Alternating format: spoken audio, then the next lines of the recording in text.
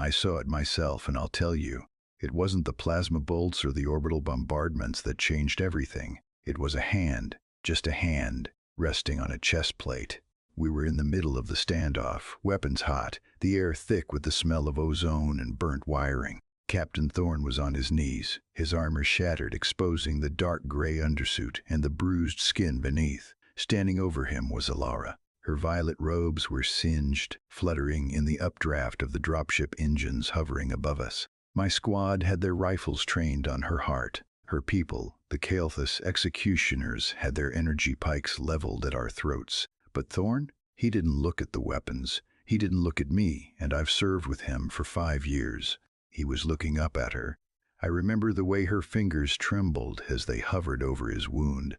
She wasn't checking for a pulse. She was anchoring him. The heat radiating off the burning city around us was suffocating. But right there, in that 2-meter circle between a soldier and a seer, it felt like the air had frozen. He reached up slow, shaky, and wrapped his gloved fingers around her wrist. It was a gesture so intimate, so terrifyingly human in the middle of a kill zone, that I almost lowered my rifle.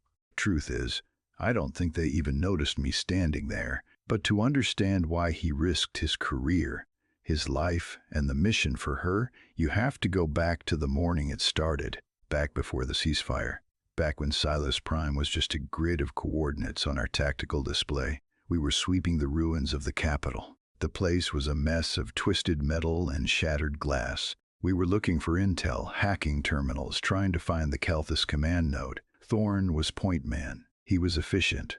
Cold. We all were. The propaganda reels told us the Kael'thas were monsters, faceless drones without souls. It's easier to pull the trigger when you believe that. Then the siren wailed. Human bombers inbound. Danger close. We had 90 seconds to clear the grid. I was already sprinting toward the extraction point, my boots crunching over debris. I looked back to check on the captain. He had stopped. I saw what he saw. 3 of them, Kael'thas children. They couldn't have been more than 6 years old. Their skin pale lavender, eyes wide and black, huddled under a precarious slab of concrete. They weren't monsters. They were terrified. Protocol is clear. You preserve the unit. You minimize risk. Collateral damage is just a line item in the after-action report. Captain, move, I screamed over the comms. He looked at the extraction point. Then he looked at the kids.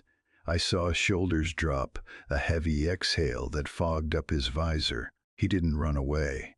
He ran toward them. The bombs hit the sector seconds later.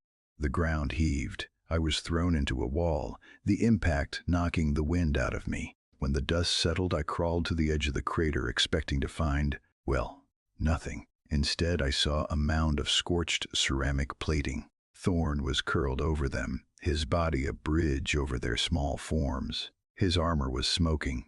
The back plating cracked wide open, but underneath him, I heard it, a high-pitched, terrified whimper. He moved then, groaning, rolling off them onto the debris.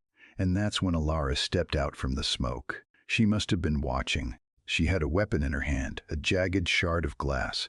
But when she saw the children scramble out from under Thorne unharmed, she dropped it. She fell to her knees beside him. I raised my rifle, my finger tightening on the trigger. But I couldn't fire. She wasn't attacking him. She was crying. She placed her hands on his scorched back, and a soft blue light began to pulse from her palms. It was the first time I realized that their magic wasn't a weapon. It was medicine. Thorne winced, his eyes snapping open.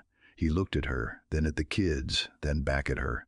And in that look, the hate we'd been carrying for 3 years just evaporated. So, we were back in the now, with the dust swirling around our boots and the hum of the dropship engines vibrating in my teeth. The standoff was at its breaking point. My commanding officer, Major Vance, stormed down the ramp of the dropship, his rifle raised. He didn't see a healer saving a dying man. He saw a Kael'thas witch standing over a wounded officer. He saw a target. Step away from him. Vance roared, his voice amplified by the external speakers. Fire on my mark! I saw Alara flinch. She didn't run, though. She just closed her eyes, her hand still resting on Thorne's chest, like she was accepting the end. But Thorn, he moved. It wasn't a hero's leap. It was a struggle, a messy, painful heave against gravity. I heard him groan, a low, ragged sound that cut through the engine noise. He grabbed Alara's shoulder not to push her away, but to pull himself up. He stumbled, his boots skidding on the loose gravel, and for a second I thought he was going to fall right back down. Instead, he planted his feet. He put his body directly between Alara and the Major's rifle. "Hold fire," Thorn rasped. His voice was weak, barely a whisper over the comms, but in that sudden quiet, it sounded like a thunderclap. "Captain, move!" Vance shouted. "That is an enemy combatant." Thorn reached back, blindly finding Alara's hand. He interlaced his fingers with hers. I saw the shock on the faces of the Kelthus executioners behind her. They had never seen a human touch one of them without violence. "No," Thorn said, louder this time. He looked straight at me, then at the Major. "She saved me. She saved me. She saved us." He tapped his chest plate, right where the heart would be. "We are done fighting today. If you want to shoot her, you have to go through me." I lowered my rifle. It wasn't a conscious choice. My arms just got heavy. Then the soldier next to me did the same. One by one, the barrels dipped toward the ground. The Kelthus lowered their pikes. The air, which had been so tight you could snap it, finally released. I remember looking at Thorn's face. He wasn't looking at the weapons anymore. He was looking at Alara, and she was looking at him with an expression, I can't quite name, something between relief and a promise. 6 months later, I was leaning against the doorframe of a prefab module on the outskirts of the settlement. The sky was clear, that strange double sun afternoon light bathing everything in gold.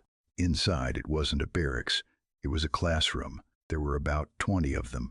Human kids in jeans and tees, Kelthus kids in their woven tunics. They were sitting in a circle on the floor. Thorn was there, standing in the corner.